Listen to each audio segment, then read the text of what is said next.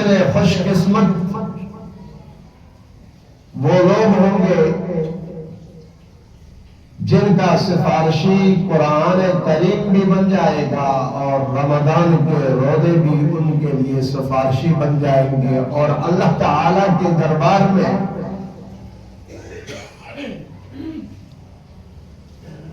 رب تعالی سے التجا کرے گا روزہ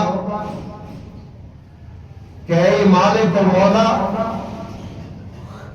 اس نے کھانا پینا اور شہوات سے منع ہو گیا میری وجہ سے، دلوں کو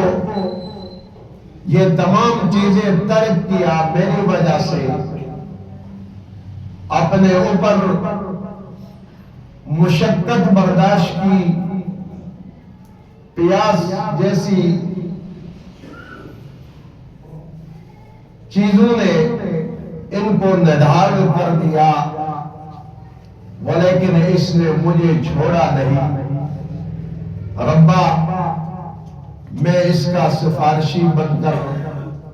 آیا ہوں اور میری سفارش قبول کر دیجیے۔ رب تعالی روزے کی سفارش قبول فرمائیں گے۔ دوسری جانب کلام اللہ کا کلام سفارشی بن کر آئے گا، اے مالک و مولا، دن کو اس نے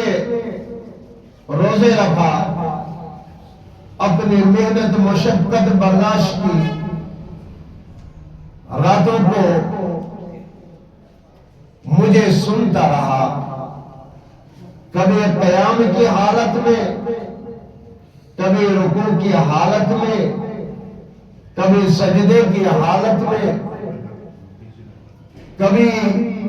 صلاۃ التراویح جیسی عبادت میں، کبھی تہجد کی نماز میں مجھے پڑھتا رہا، اور کبھی کھول کر میری تلاوت کرتا رہا۔ مجھ سے اس نے سچی محبت کی ہے اور مجھے چھوڑا نہیں، اس لیے ربا، اے مالک و مولا، میں اس کا سفارشی بن کر آیا ہوں، میری سفارش قبول فرما۔ تو احادیث میں آتا ہے کہ فَيَشْفَعَانِ، ان دونوں کی سفارش قبول کی جائے گی۔ کیا ہوگا؟ سفارش ان دونوں کی قبول کی جائے گی، روزے کی بھی سفارش قبول کی جائے گی، اور قرآن کریم لا ریب اور لا شک کتاب کی سفارش بھی قبول کی جائے گی۔ تو محترم سامعین و ناظرین، اللہ تعالی نے، رب تعالی نے مجھے اور آپ کو بہترین ایک موقع فراہم فرمایا ہے۔ اس موقع کو غنیمت سمجھتے ہوئے مجھے اور آپ سے جو پہلے کمی کوتاہیاں ہو گئی، اس کا بھی ازالہ احادیث مبارکہ میں فرمایا گیا۔ من صام رمضان ایمانا و احتسابا غفر له ما تقدم من ذنبه ومن قام ایمانا و احتسابا غفر له ما تقدم من ذنبه ومن قام لیلۃ القدر ایمانا و احتسابا غفر له ما تقدم من ذنبه۔ رسالت مآب صلی اللہ علیہ وآلہ وسلم کی یہ پیاری حدیث ہمیں اطلاع